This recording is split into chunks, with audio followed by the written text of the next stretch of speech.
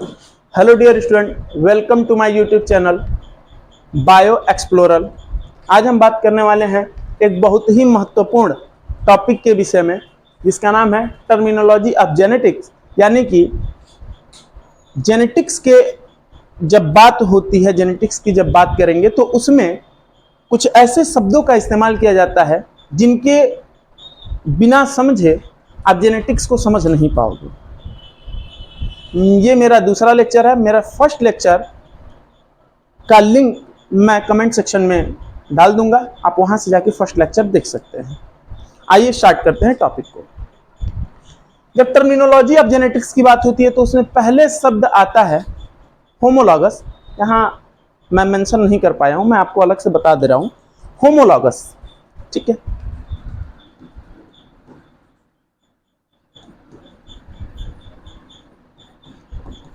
Homologous chromosome होते हैं।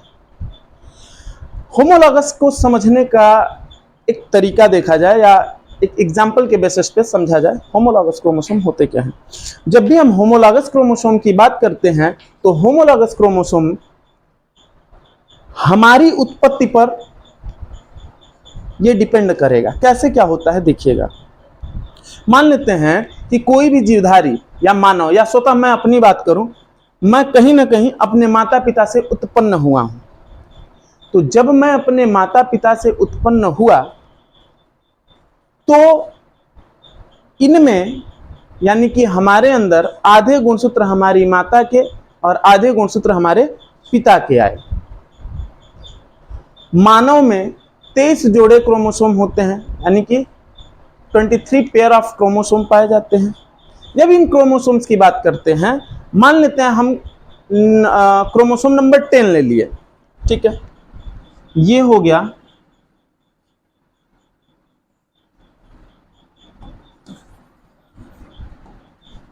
Chromosome number 10, जो कि हमारे माता से आया। और ये हो गया क्रोमोसोम नंबर 10, जो कि हमारे पिता से आया। अब होमोलॉगस की जब बात करते हैं तो होमोलॉगस कह देते हैं कि समान प्रकृति के क्रोमोसोम, यानी कि एक ही लक्षण को निर्धारित करेगा। जैसे मान लेते हैं कि क्रोमोसोम नंबर 10 जो है,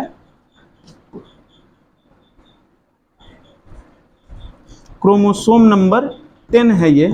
तो जो क्रोमोसोम नंबर 10 है जो कि मेरे माता से आया, और क्रोमोसोम नंबर 10 जो कि मेरे पिता से आया, तो मान लेते हैं कि माता वाले क्रोमोसोम पे इतनी दूरी पे एक जीन है, और ये जीन हमारे शरीर में हमारे आंख के रंग को प्रदर्शित करेगा, ठीक है।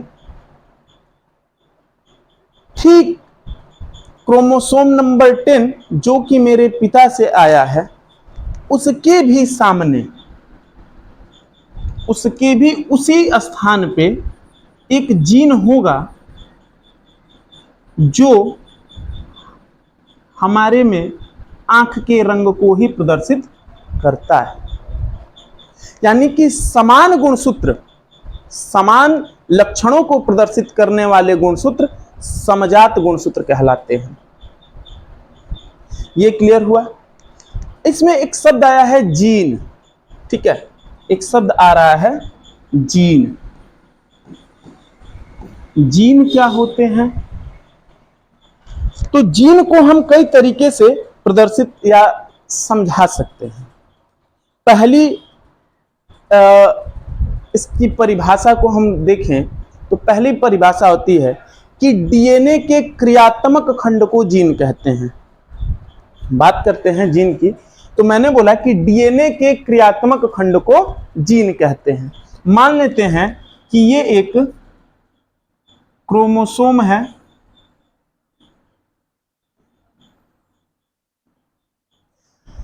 तो सॉरी क्रोमोसोम नहीं, डीएनए है। ये जो डीएनए है, इस डीएनए का पूरा सेगमेंट यूजफुल नहीं होता है। दैट मीन आपको पता है, बायोलॉजी का टर्म है तो आपको पता है कि डीएनए जो बने होते हैं उनके, ये डीएनए एक पूरा चैन है, ये एक एक अणुओं से मिलकर बने होते हैं और डीएनए के एक अणु को न्यूक्लियोटाइड बोलते हैं। न्यूक्लियोटाइड बोलते हैं। तो इनमें न्यूक्लियोटाइड्स पाए जाएंगे और ये न्यूक्लियोटाइड्स का क्रम कुछ ऐसा होता है कि कुछ क्रम काम लायक तो होता है, लेकिन परंतु कुछ ऐसे भी क्रम होते हैं जो काम लायक नहीं होते। जैसे कि मान लेते हैं कि यहां से लेकर और यहां तक का भाग किसी आरएनए का निर्माण करेगा। ठीक है, मान लिया कि ये आरएनए का निर्माण करेगा और ये आरएनए, आपको पता होना चाहिए कि आरएनए जो होता है ये करेगा प्रोटीन का निर्माण।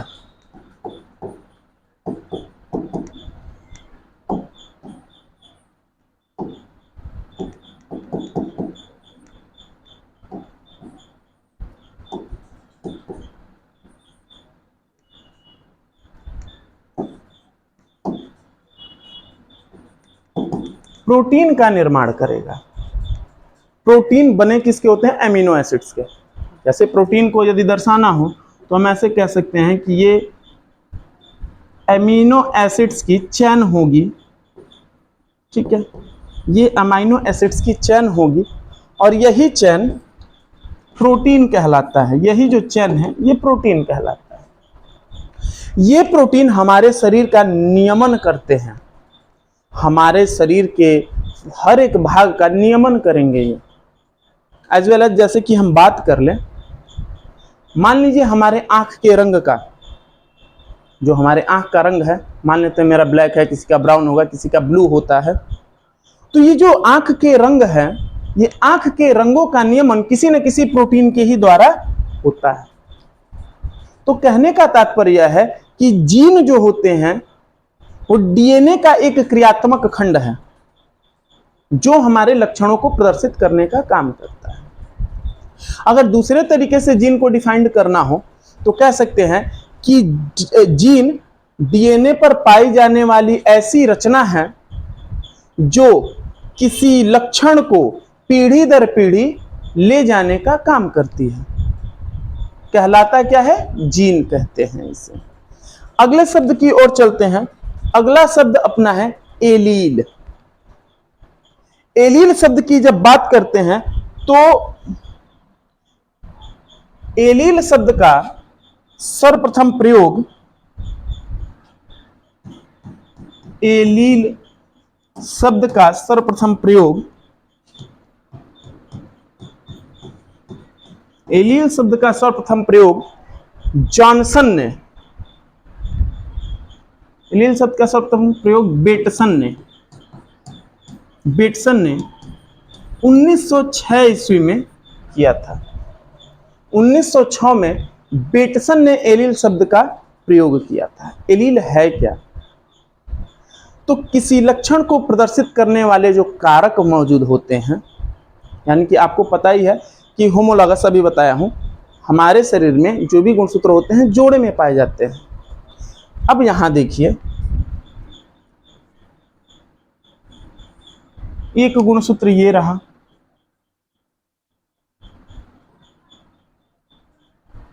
दूसरा गुणसूत्र ये रहा।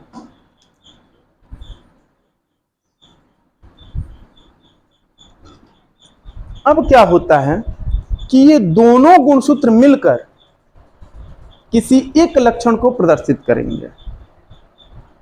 अब मान लेते हैं कि यहां पर कोई जीन है जो कि हमारे बाल के रंग को प्रदर्शित करेगा, तो ठीक इसी के सामने दूसरे गुणसूत्र पे, यानी कि इसके अपोजिट जो दूसरा गुणसूत्र होगा होमोलॉगस क्रोमोसोम, उस पर भी उसी स्थान के सामने एक और जीन मौजूद होगा, एक और जीन मौजूद होगा, ये भी उसी कार्य को करेगा। ये दोनों जीन आमने सामने होंगे तो इसे एलील कह देते हैं। एलील की यदि परिभाषा की बात की जाए तो कहा जाता है कि किसी लक्षण के तुलनात्मक रूपों को एलील तथा उनके जीन्स को किसी लक्षण के तुलनात्मक रूपों को एलीलोमार तथा उनके जीन्स को एलील कहते हैं। ये हो गया एलील शब्द। अगले शब्द की यदि हम बात करते हैं तो हमारा अगला शब्द है जीनोटाइप। ठीक है, जीनोटाइप और फिनोटाइप मैं दोनों को कंबाइंड करके एक ही में बता दे रहा हूं, आसान रहेगा। ठीक है, एक शब्द है genotype and phenotype. Genotype and phenotype Hindi हो जाता है जीन रूप और दूसरे का हो जाता है दृश्य रूप। जीन रूप और दृश्य रूप। जब हम बात करते हैं जीनोटाइप और फिनोटाइप की तो क्या होता है कि किसी जीव में प्रदर्शित लक्षण को फिनोटाइप तथा उसके यानी कि उस लक्षण को प्रदर्शित करने वाले कारक को या जीन को जीनोटाइप कह देते हैं। जैसे यदि बात करते हैं कि किसी व्यक्ति का बाल का रंग यानी कि हेयर कलर उसका ब्लैक है, काले रंग का उसका बाल है, तो वो जो रंग दिख रहा है, हमें काला रंग दिख रहा है, वो कहलाएगा फिनोटाइप। ठीक है, किसी व्यक्ति का बाल का रंग काला है तो वो उस व्यक्ति का फिनोटाइप कहलाएगा, क्योंकि वो रंग हमें दिख रहा है।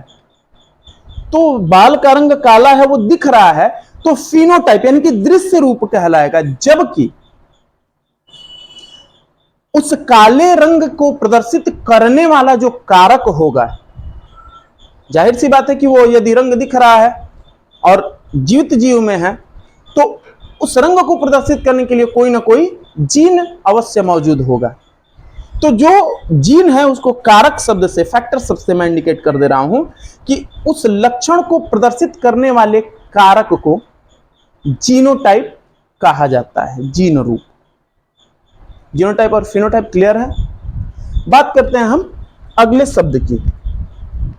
अगला शब्द है होमोजाइगस और दूसरा है हेट्रोजाइगस। ठीक है, समयुग्मजी, विषमयुग्मजी। समयुग्मजी और विषमयुग्मजी क्या है, इसको समझना है। समयुग्मजी, विषमयुग्मजी मैं लिख दे रहा हूं। Homozygous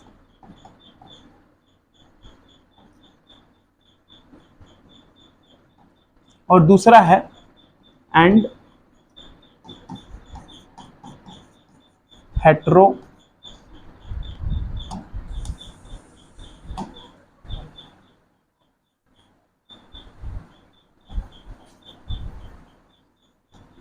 heterozygous. हिंदी होता है समयुग्मजी और विषमयुग्मजी।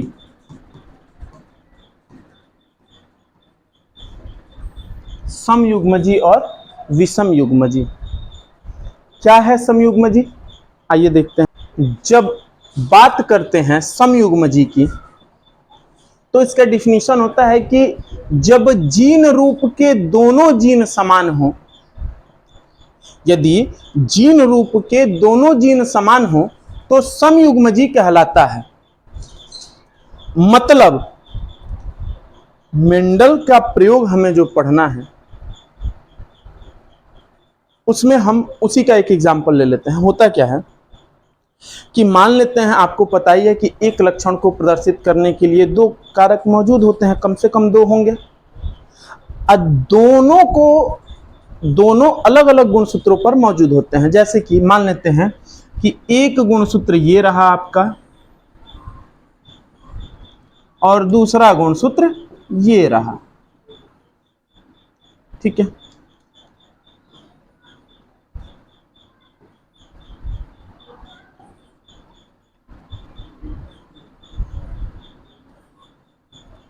ठीक, अब हमने क्या माना कि मेंडल ने पी प्लांट पे यानी कि मटर के पौधे पर अपना एक्सपेरिमेंट दिखा यानी कि किया था। अच्छा, तो मटर के यदि लंबाई का लक्षण हम देखते हैं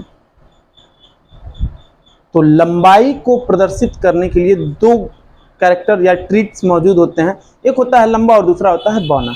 मान लेते हैं कि ये मटर के पौधे पर यहां पर जो है लंबाई यानी कि लंबेपन का लक्षण मौजूद है, ठीक है। यहां लंबाई का लक्षण मौजूद है, जीन मौजूद है। लंबाई को हमने रिप्रेजेंट कर दिया किससे? कैपिटल टी से। लंबाई को हमने रिप्रेजेंट कर दिया कैपिटल टी से। जबकि दूसरे गुणसूत्र पर यदि उसी स्थान पर कोई जीन है और वो भी सेम लंबाई के लक्षण को ही प्रदर्शित करे, यानी कि ये भी लंबाई यानी कि लंबेपन को, तल को ही प्रदर्शित करे, तो ये कंडीशन समयुग्मजी कहलाता है। यानी कि दोनों जीन समान हैं, दोनों कैपिटल टी ही रिप्रेजेंट कर रहे हैं, तो ये कहलाता है समयुग्मजी। दूसरी बात करते हैं विषम युग्मजी की।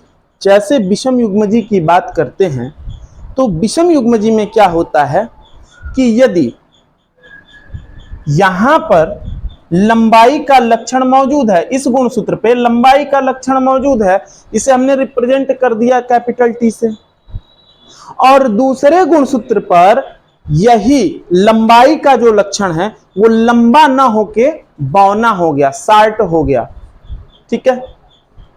यानी कि ये जो जीन होगा, जीन से बनेगा आरएनए, आरएनए बनाएगा प्रोटीन, और वो प्रोटीन पौधे की लंबाई को प्रदर्शित करेगा। जबकि दूसरे गुणसूत्र के उसी स्थान पे जो जीन है वो क्या किया, तो वो जो आरएनए बनाया और उस आरएनए से जो प्रोटीन बना वो पौधे की लंबाई को न प्रदर्शित करके उसको छोटा बना देता है। यानी कि हमने लंबाई को कैपिटल टी से रिप्रेजेंट कर दिया, और जबकि बौनेपन वाले लक्षण के लिए हमने स्मॉल टी शब्द का इस्तेमाल कर दिया। हमने क्या किया, तो स्मॉल टी से इसको रिप्रेजेंट कर दिया। ये लंबा ना होके कैसा हो गया, बौना। ये बौने लक्षण को रिप्रेजेंट करने लगा। अर्थात मैंने बोला कि जीन रूप के दोनों जीन यदि समान हो, जैसे कि ये, तो ये समयुग्मजी कहलाया। जबकि विषम युग्मजी की जब हमने बात करी तो विषम युग्मजी क्या है, तो जीन रूप के दोनों जीन पृथक हो, यानी कि अलग अलग हो। दैट मीन ये कैपिटल टी है तो दूसरा स्मॉल टी हो जाए, ठीक है। दूसरे शब्द, मैं शब्दों को बस लिख दे रहा हूं, आगे हम जैसे ही आगे बात करेंगे तो उसमें ये चीजें क्लियर हो जाएंगी। ये हो गया, मान लीजिए कैपिटल डब्ल्यू ले लिया, स्मॉल डब्ल्यू ले लिया, ठीक। कैपिटल आर ले लिया, स्मॉल आर ले लिया, यानी कि ये दोनों असमान है। एक अलग रंग को शो करेगा, जैसे कि ये लंबाई को शो कर रहा है। ये जो है कैपिटल आर स्मॉल आर, ये सीड को रिप्रेजेंट करता है, बीज को रिप्रेजेंट करता है, ठीक है। बीज जो मटर का होता है एक बीज होता है पूरा गोल। मैंने लेक्चर फर्स्ट में मेंशन किया है इस बात को, आप लेक्चर फर्स्ट में जाके देख सकते हैं, जो कि उसका लिंक मैंने डिस्क्रिप्शन बॉक्स में और कमेंट बॉक्स दोनों में दे रखा है, तो आप उसमें एक बार जाके देख सकते हैं। ठीक है, तो सीड जो होता है, एक सीड पूरा गोल होता है बीज, और दूसरा सीड की जो आकृति होती है, जो शेप होता है, वो विंकिस होती है, यानी कि ऐसा लगता है कि दबा हुआ है। ठीक है, तो दो प्रकार के सीड होते हैं। तो सीड, अब देखो, जो राउंड कैपिटल आर है वो रिप्रेजेंट करेगा किसको? तो पूरे गोल सीड को।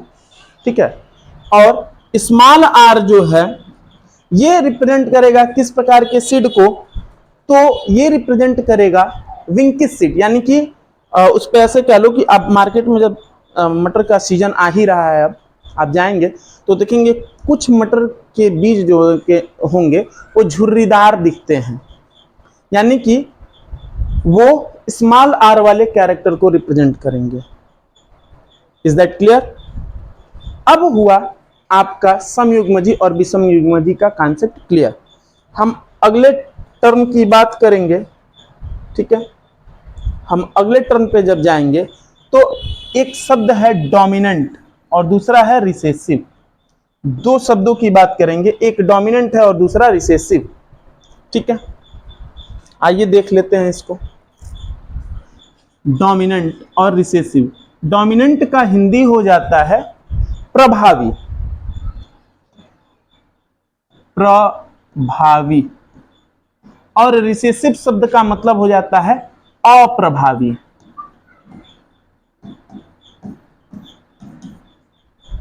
रिसेसिव शब्द का मतलब हो जाता है अप्रभावी। अब ध्यान से सुनिए, इस शब्द को समझने से पहले थोड़ा हम अपने कॉन्सेप्ट को समझते हैं। प्रभावी और अप्रभावी का क्या मतलब हुआ? मान लेते हैं दो पहलवानों में कुश्ती चल रही है या दो टीमें क्रिकेट खेल रही हैं। अभी देखिए आने वाला है भारत पाकिस्तान का मैच। मान लेते हैं कि भारत पाकिस्तान मैच खेल रहा है, तो भारत एक्चुअली में बाप है, उसकी तो बात हम बाद में कर लेंगे कि बाप कौन बेटा कौन, वो तो सबको पता है कि बाप भारत ही है। तो हम मेन अपने मुद्दे पे आते हैं।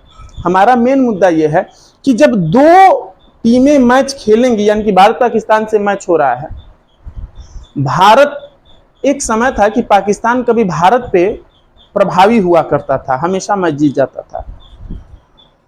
समय बदला और आज भारत पाकिस्तान को बहुत बुरी तरीके से मैचों में हरा देता है। कहने का संबंध यह है कि यदि दो पहलवान आपस में कुश्ती लड़ रहे हैं, एक जीतेगा दूसरा हारेगा, यह सामान्य सी बात है। तो जो जीता उसको तो जीत घोषित कर दिया गया, लेकिन जो हारा उसका यह बिल्कुल मतलब नहीं है कि वह पुनः भविष्य में कभी जीतेगा नहीं। ठीक है, तो यहां पर भी वही बात है। यदि हम दो लक्षणों की बात करें, मान लेते हैं एक है, हम सामान्य रूप से ले लेते हैं मटर के पौधे की लंबाई को ही हम यहां डिस्कस कर लेते हैं। यदि मटर के पौधे की लंबाई की बात करेंगे तो एक होगा लंबा, एक जो पौधा हुआ लंबा हुआ और दूसरा हुआ बौना। जब इन दोनों के बीच क्रॉस कराते हैं तो F1 जनरेशन, यानी कि F1 पीढ़ी की जब बात करते हैं तो F1 पीढ़ी में सारे पौधे लंबे हो जाते हैं। ठीक है, लंबे हो जाते हैं। इसका क्रॉस मैं इधर भी बना दे रहा हूं, इसको कैपिटल टी स्मॉल टी से रिप्रेजेंट करते हैं। ठीक है, इन दोनों के बीच जब क्रॉस कराते हैं तो F1 पीढ़ी में क्या हुआ? तो सभी पौधे लंबे हो गए। लंबे हो गए, कैसे लंबे? तो संकर लंबे बोलते हैं। ठीक है, हाइब्रिड हो गया ये। अब बहुत सारे बच्चों को ये समस्या आ रही होगी कि भाई इसमें लंबाई और बौनेपन दोनों का लक्षण है। ठीक है, तो मैंने लेक्चर फर्स्ट में इसको क्लियर कर दिया है कि जो लंबाई है और जो बौनेपन का लक्षण है, ये दोनों एक साथ आएंगे तो डोमिनेंट कौन होगा? जो मजबूत होता है वो डोमिनेंट, यही रूल है। जब प्रभावी की बात कर रहे हैं तो प्रभावी का क्या डिफिनीशन है कि जब विपरीत लक्षणों वाले दो शुद्ध जनकों के बीच संकरण कराया जाता है, संकरण का मतलब होता है हाइब्रिडाइजेशन जब कराया जाएगा, तो एक लक्षण यानी कि F1 पीढ़ी जो होगी उनमें एक लक्षण प्रदर्शित होगा तथा दूसरा छिप जाएगा। यानी कि हमने देखा, आप सामान्यतः देखेंगे कि लाल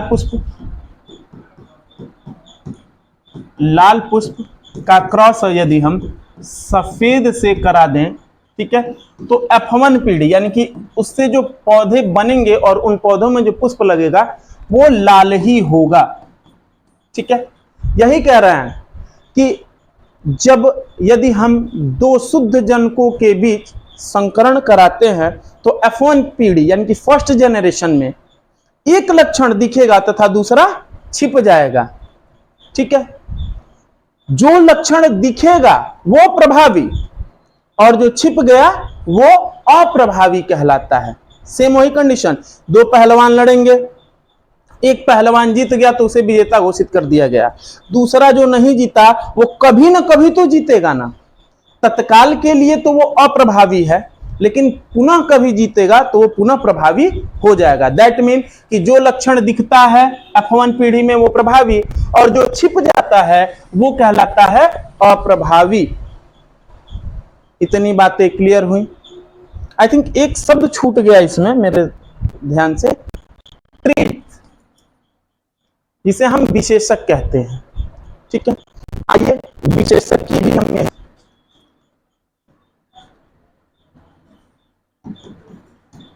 हिंदी होता है विशेषक। जब विशेषक की बात करते हैं तो विशेषक कहते किसे? जैसे बात करते हैं किसी लक्षण की, आप कोई भी लक्षण सोच सकते हैं। जैसे मान लेते हैं कि व्यक्ति के आंख के रंग को ले लीजिए, व्यक्ति का जो आंख है, आई कलर, इसकी बात कर लीजिए। आई कलर की बात करते हैं,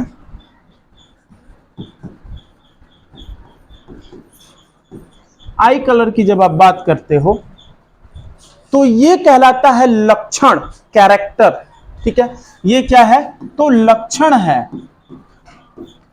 और इस लक्षण को प्रदर्शित करने, ये अब आंख के रंग की बात करेंगे तो आंख के रंग बहुत तरीके के होते हैं, मैं कुछ रंगों का नाम लिख देता हूं। एक हो जाएगा काला जो कि नॉर्मल दिखता है, दूसरा हो जाएगा भूरा, ठीक है, और तीसरा हो जाता है नीला। नीला आंख भी होता है। ठीक है, तो ये जो कलर्स होते हैं, ये जो कलर हैं, ये ट्रिक या विशेषक कहलाएंगे और ये जो है आई कलर, ये कहलाता है लक्षण। इतनी बातें समझ में आई? कौन कौन सी बातें हमने समझी? ट्रीट्स को समझा, ठीक है, ये ट्रीट्स हो गया।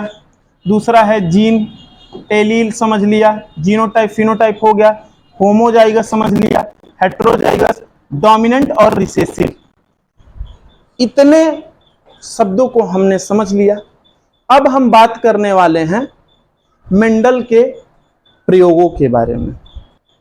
मेंडल के प्रयोगों की चर्चा हम अगले लेक्चर में करेंगे। अगर आपको वीडियो पसंद आया हो तो लाइक करें, शेयर करें, सब्सक्राइब करें। धन्यवाद।